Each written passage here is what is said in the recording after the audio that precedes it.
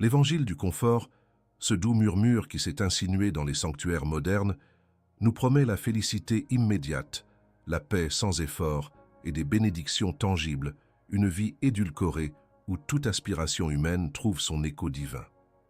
Mais cette promesse, aussi séduisante soit-elle, est un poison lent pour l'âme. Elle nous rend spirituellement anémiques, nous transformant en consommateurs avides de spiritualité plutôt qu'en adorateurs humbles. Elle nous conduit insidieusement à l'idolâtrie de nos propres désirs, érigeant le moi sur l'autel sacré du Tout-Puissant. Face à cette dérive, l'œuvre intemporelle de Charles Spurgeon, ce géant de la foi dont la voix résonne encore à travers les âges, se dresse comme une ancre inébranlable dans le tumulte. Ses sermons, imprégnés de la puissance et de la clarté des Écritures, nous reconduisent à la vérité inaltérable. Le véritable trésor divin n'est jamais le fruit de notre quête égoïste du bien-être, ni la récompense d'une performance religieuse superficielle. Non, ce trésor est la possession souveraine de l'âme par la croix et la sanctification radicale que seul l'Esprit peut opérer. Mais combien, dans leur soif de ce mirage illusoire, sont-ils prêts à renoncer à tout, à abandonner les illusions dorées de ce monde, pour embrasser la réalité brutale et glorifiée de ce trésor éternel? Permettez-moi de sonder les profondeurs de votre âme, non pas pour vous juger, mais pour éclairer les recoins où la vérité a été obscurcie. N'avez-vous jamais ressenti cette dissonance profonde, cette frustration poignante en observant l'hypocrisie qui gangrène parfois les assemblées? Vous assistez à des cultes, vous participez à des réunions, et pourtant, l'air est lourd de promesses vides, de sourires forcés et d'une superficialité qui étouffe toute quête authentique de la sainteté. Vous entendez des messages qui promettent l'abondance matérielle comme signe de la faveur divine, qui transforment la foi en un simple levier pour atteindre des objectifs personnels, tandis que votre âme, elle, crie après une nourriture solide, après la doctrine qui soutient, et non après le divertissement passager. Cette douleur n'est pas une faiblesse. Cette frustration n'est pas le signe d'une amertume injustifiée. Au contraire, elle est l'écho d'une vérité enfouie au plus profond de vous, une vérité qui résiste à l'assaut des compromis et des illusions. C'est le cri de votre âme, altéré par la superficialité ambiante, qui aspire à la profondeur d'une foi authentique. C'est l'expression d'un discernement divin qui refuse de se contenter des miettes offertes par un évangile édulcoré, un évangile qui a troqué la majesté de Dieu contre la commodité de l'homme. Beaucoup s'épuisent dans une foi basée sur la performance, mesurant leur valeur spirituelle à l'aune de leurs œuvres, de leur assiduité au service, de leur capacité à maintenir une façade de piété. Et lorsque les épreuves surviennent, lorsque le silence de Dieu semble assourdissant, ils se retrouvent désarmés, épuisés, dénués de l'encre qu'est la souveraineté divine. La désillusion face à des leaders tombés ou à des doctrines qui promettent un chemin facile vers le bonheur érode la confiance et laisse derrière elle un vide béant. Ces douleurs, mes amis, sont des symptômes d'une maladie spirituelle plus profonde que l'ennemi commun, la théologie superficielle, l'évangile du confort et l'idolâtrie du moi, a patiemment instillé dans le cœur de l'Église. Mais voici la question qui doit déchirer le voile du déni, la question qui viole l'âme de quiconque ose l'affronter. Dans votre quête du trésor divin, combien de fois avez-vous inconsciemment confondu l'éclat illusoire de l'or du monde avec la lumière inextinguible de la sainteté divine? Nous devons, avec la gravité qui sied à la vérité éternelle, diagnostiquer la maladie qui afflige tant d'âmes. L'ennemi commun n'est pas toujours extérieur. Il réside souvent en nous, voilés par des intentions prétendument pieuses. La théologie superficielle n'est pas une erreur anodine. C'est une déformation délibérée de la majesté de Dieu, un abaissement de sa souveraineté pour élever la nôtre.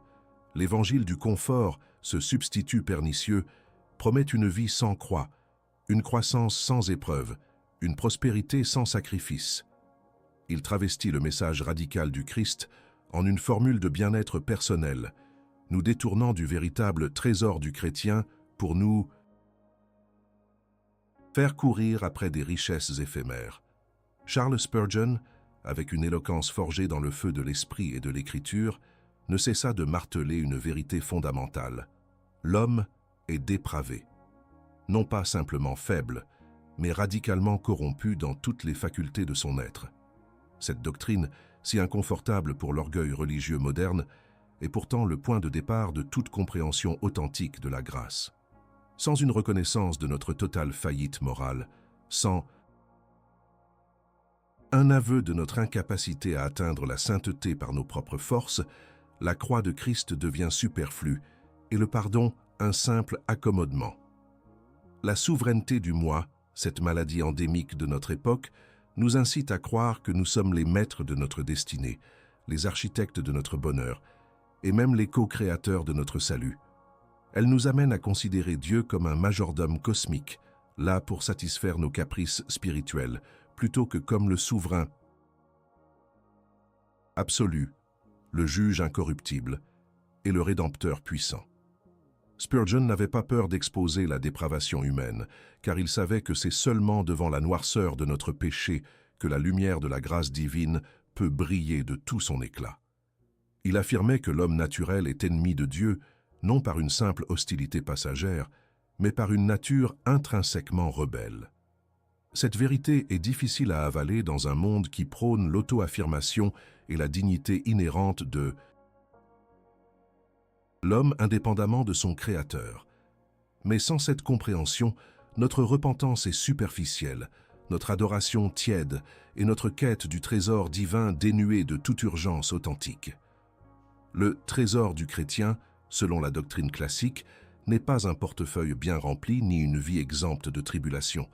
Ce trésor est dans la foi du Saint-Esprit, une foi vivante et agissante qui nous unit à Christ.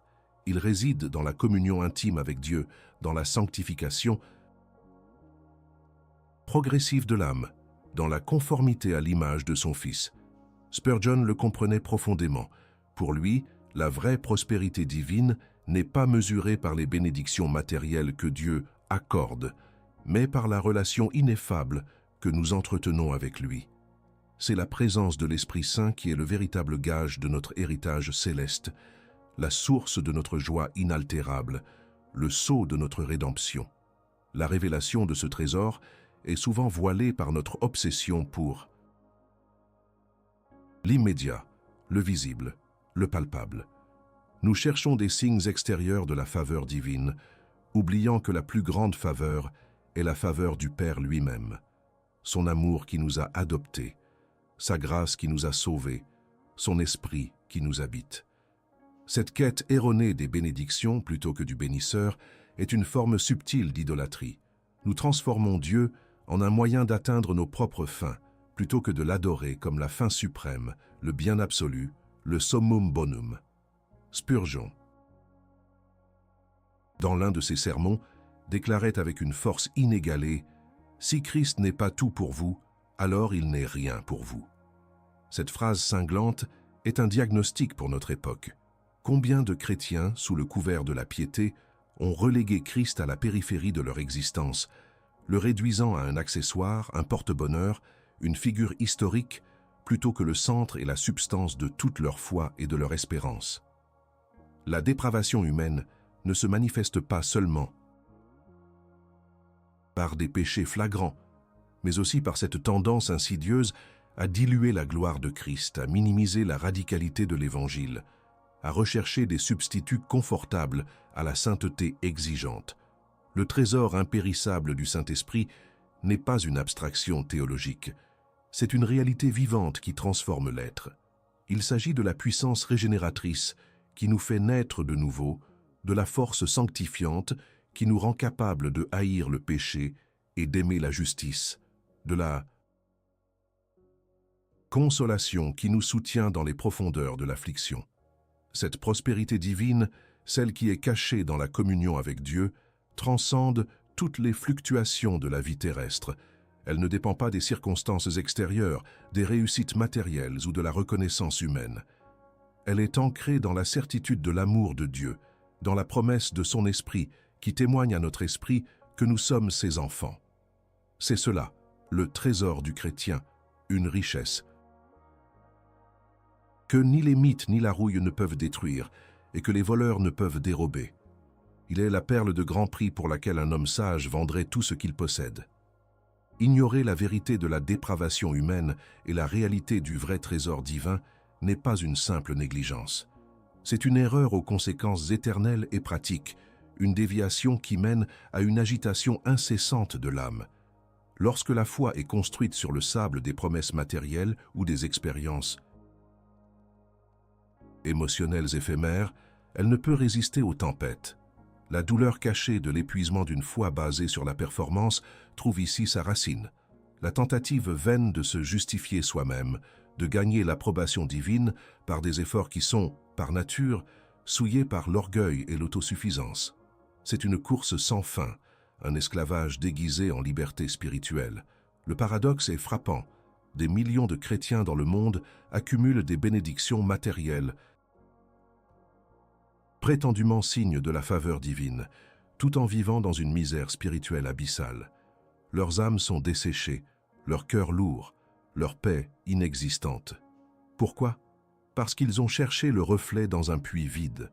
Ils ont confondu la prospérité mondaine, qui est souvent un piège, avec la richesse de l'âme, qui est le don de Dieu.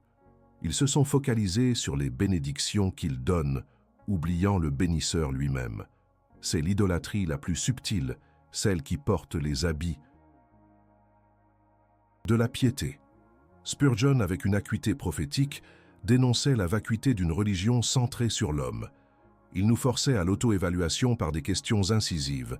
Qu'est-ce que vous recherchez réellement? Le Dieu de la Bible ou un Dieu de votre propre fabrication? Un Dieu qui répond à vos désirs et non à ses desseins. Car la prospérité que le monde comprend n'est pas la prospérité divine. Le monde mesure la richesse en termes d'actifs, de pouvoir, de reconnaissance. Mais la foi authentique nous enseigne un paradoxe sublime. Être riche en foi, tout en étant pauvre aux yeux des hommes. Combien d'entre vous ont connu cette frustration de l'hypocrisie dans l'Église où les paroles sont éloquentes, mais les vies vides de toute puissance transformatrice, où l'on prêche le renoncement, mais où l'on vit dans le luxe et l'autosatisfaction? Cette dichotomie n'est pas seulement un problème moral, elle est le symptôme d'un problème théologique profond. Lorsque la doctrine de la sainteté est diluée, lorsque la dépravation humaine est niée, lorsque la souveraineté de Dieu est marginalisée, l'hypocrisie fleurit comme une mauvaise herbe. Car sans la conviction du péché, il n'y a pas de repentance authentique. Sans la dépendance totale à la grâce souveraine, il n'y a pas de transformation durable. La peur d'un Dieu silencieux est une autre conséquence amère de ce mensonge. Si notre foi est basée sur l'idée que Dieu est toujours là pour nous bénir selon nos termes, alors son silence devient une accusation, un signe de son absence ou de son indifférence. Mais la vérité est que Dieu est souverain même dans son silence. Ses desseins sont insondables et sa sagesse dépasse notre compréhension limitée. La saine doctrine nous enseigne que même dans les vallées les plus sombres, il est présent, œuvrant toutes choses pour le bien de ceux qui l'aiment et sont appelés selon son dessein. La frustration de ne pas obtenir de réponses immédiates, de ne pas voir nos bénédictions se matérialiser, révèle souvent une foi qui n'est pas enracinée en Dieu lui-même, mais dans les bénéfices qu'il pourrait nous apporter. C'est une forme de mercantilisme spirituel où la relation est conditionnelle au service rendu. Spurgeon avertissait que Dieu n'est pas un domestique à notre service, mais un souverain à qui nous devons un service. Ce n'est pas un Dieu qui répond à la demande, mais un Dieu qui ordonne et à qui l'on obéit. Nous devons abandonner cette mentalité de consommateur spirituel qui nous incite à chercher un Dieu qui nous fait sentir bien, au détriment d'un Dieu qui est saint et terrible, un feu dévorant. L'agitation de l'âme résulte de cette quête vaine de plénitude, en dehors de la communion véritable avec le Saint-Esprit. On court après les dernières tendances de spirituel, les séminaires de réussite, les expériences émotionnelles intenses, mais sans jamais trouver le repos. Pourquoi? Parce que le véritable repos se trouve dans la soumission à la souveraineté de Dieu, dans la reconnaissance de sa sagesse parfaite et dans la confiance en sa fidélité inébranlable, même quand le chemin est ardu et les bénédictions matérielles absentes. Le trésor impérissable du Saint-Esprit n'est pas une marchandise que l'on acquiert. C'est une vie que l'on reçoit par grâce, une vie de dépendance, d'obéissance et d'intimité avec le Créateur. La prospérité que le monde ne comprend pas est une richesse qui transcende l'argent et le statut. C'est la richesse de la paix au milieu de la tempête, de la joie dans la souffrance, de l'espérance face à la mort. C'est la certitude que notre nom est écrit dans le livre de vie, que notre Rédempteur vit et que notre héritage est céleste et impérissable. Cette richesse n'a pas de prix et ne peut être achetée. Elle est un don souverain de Dieu, réservé à ceux qui, par la foi, s'humilient et cherchent son visage avant ses mains. Et maintenant, une question qui doit vous foudroyer. Un uppercut à votre complacencie spirituelle. Avouez-le, dans votre quête d'une vie chrétienne réussie, avez-vous plus souvent prié pour la bénédiction visible que pour la sanctification invisible de votre âme? Partagez votre aveu sincère dans les commentaires ci-dessous. Nous avons diagnostiqué la maladie, exposé ses conséquences amères. Il est temps maintenant de présenter la seule solution, non pas un conseil superficiel ou une astuce psychologique, mais un appel radical, un impératif divin qui exige une réponse totale, l'appel à l'autel. Ce n'est pas un autel de sacrifice animal, mais l'autel de notre propre volonté, l'endroit où nous déposons notre orgueil, nos désirs autonomes, nos illusions de contrôle et où nous nous soumettons inconditionnellement au Christ crucifié. La solution biblique n'est jamais le confort, mais la sanctification. Elle ne promet pas une vie facile, mais une vie transformée par la puissance de la croix. Et au cœur de cette solution se trouvent les vérités éternelles du repentir, de la soumission à la parole et du renoncement radical à soi-même. Charles Spurgeon, dont la vie était un exemple éclatant de cette soumission, comprenait que la richesse de l'âme ne se trouve pas dans ce que l'on possède, mais dans ce que l'on abandonne. Le repentir n'est pas une simple émotion de regret, c'est un changement d'esprit qui conduit à un changement de direction. C'est le douloureux mais nécessaire aveu de notre dépravation, de notre idolâtrie du cœur de notre souveraineté du moi. C'est se détourner activement du péché, non par peur de la punition, mais par amour pour le Dieu saint que nous avons offensé. Sans un repentir authentique, nos prières sont vides, nos services vains, et notre prétendu trésor spirituel n'est qu'un mirage. Le repentir, tel que Spurgeon le prêchait, est une déchirure de l'âme, une mort à soi-même pour renaître en Christ. C'est le premier pas vers la découverte du vrai trésor, car c'est seulement quand nous abandonnons nos propres richesses illusoires que nous pouvons embrasser la richesse incomparable de la grâce de Dieu. La soumission à la parole n'est pas une option, c'est une exigence. Dans un monde où chacun se fait sa propre vérité, où l'écriture est souvent tordue pour s'adapter aux désirs personnels, la sentinelle de la vérité doit proclamer sans équivoque que la Bible est la parole inspirée et inhérente de Dieu. Elle est notre autorité finale, notre carte pour la vie, notre miroir qui révèle notre péché et notre guide vers la sainteté. Spurgeon était un maître en exposition biblique, s'inclinant devant chaque verset avec une révérence profonde, cherchant non pas à la faire correspondre à ses idées, mais à y conformer sa vie et celle de ses auditeurs. Il a découvert la richesse de l'âme en se nourrissant quotidiennement de cette parole, la laissant pénétrer chaque fibre de son être. C'est là que réside le véritable trésor. Dans la connaissance de Dieu, révélée dans sa parole,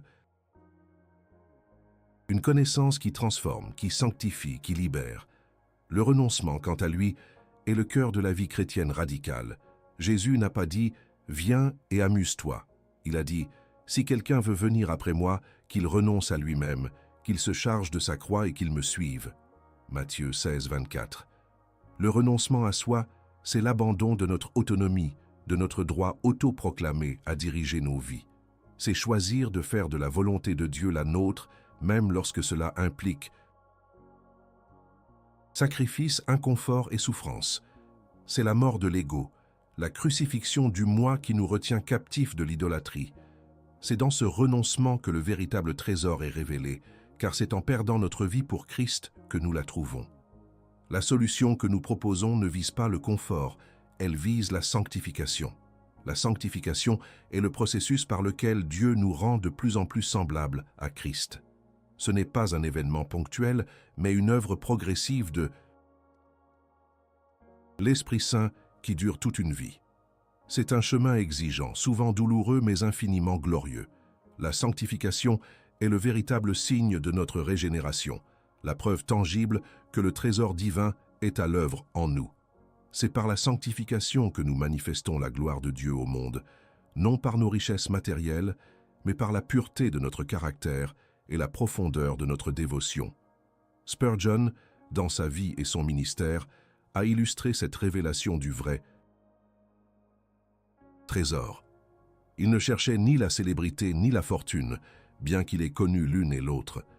Son cœur était fixé sur Christ, sur la propagation de l'Évangile, sur la gloire de Dieu. Il a compris que la richesse de l'âme est d'être possédé par Dieu, de vivre pour sa louange, de trouver sa satisfaction la plus profonde en lui seul. Il nous exhorte par son exemple à chercher d'abord le royaume de Dieu et sa justice, sachant que toutes choses nous seront données par surcroît. Mais ce surcroît ne nous y trompons pas, est spirituel avant d'être matériel. C'est la paix qui surpasse toute intelligence, la joie ineffable, l'espérance vivante.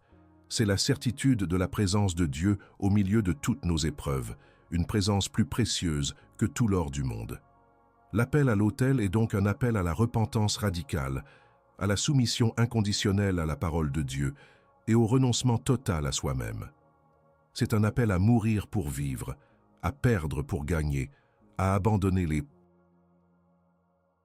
mirages pour embrasser le vrai trésor.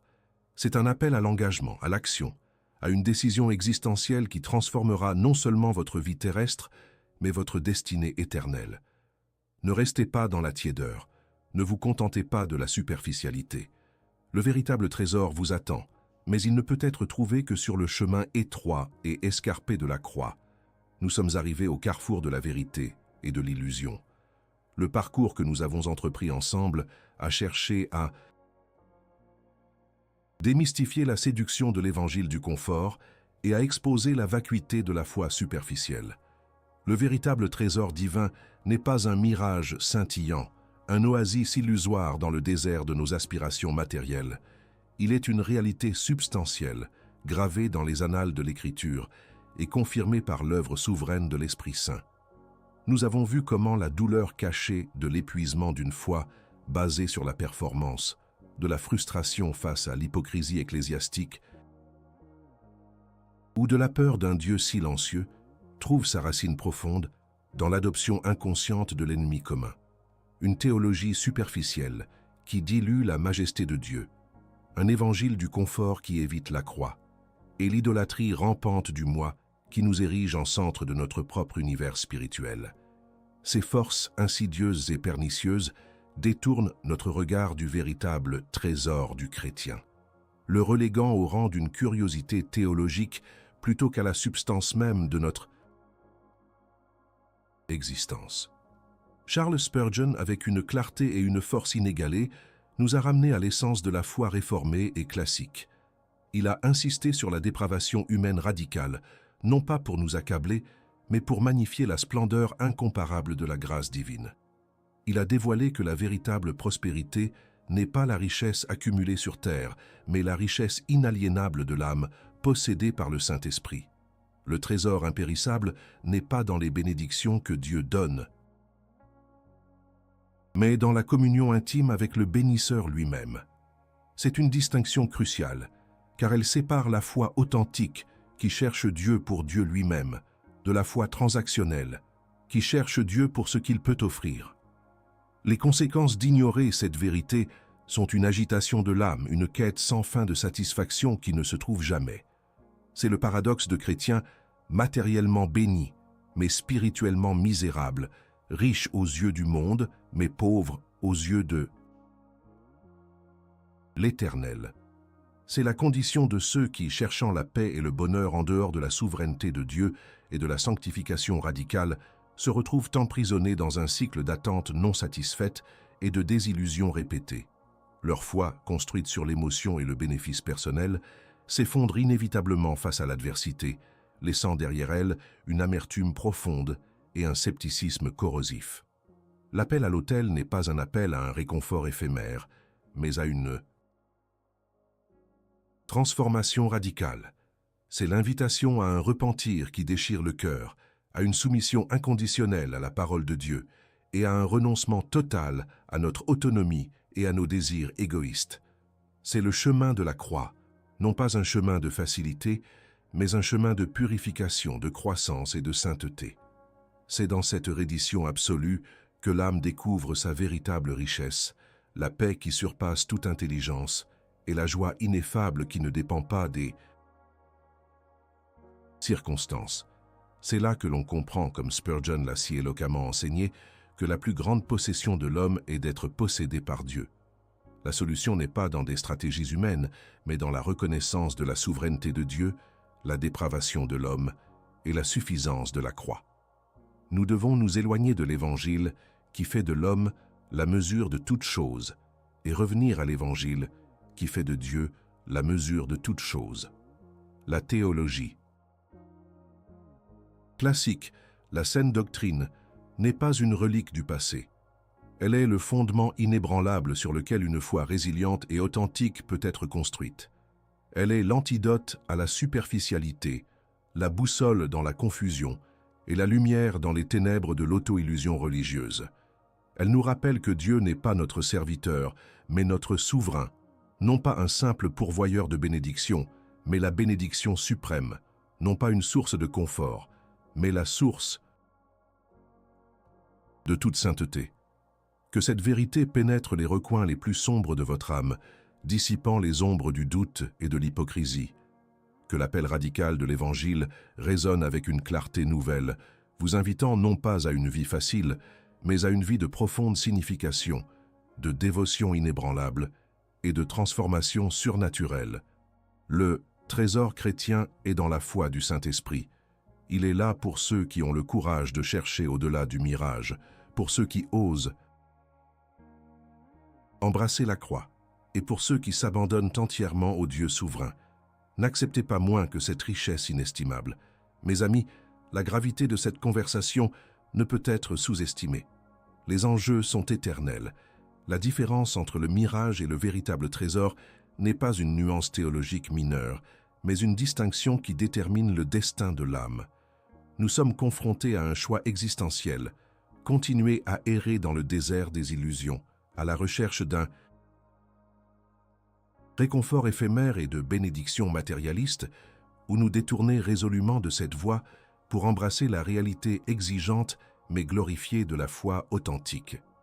L'Église moderne, dans sa quête effrénée de pertinence culturelle et de croissance numérique, a souvent abaissé la barre de la sainteté, édulcoré la dureté de l'appel évangélique et transformé le message de la croix en une pilule douce à avaler.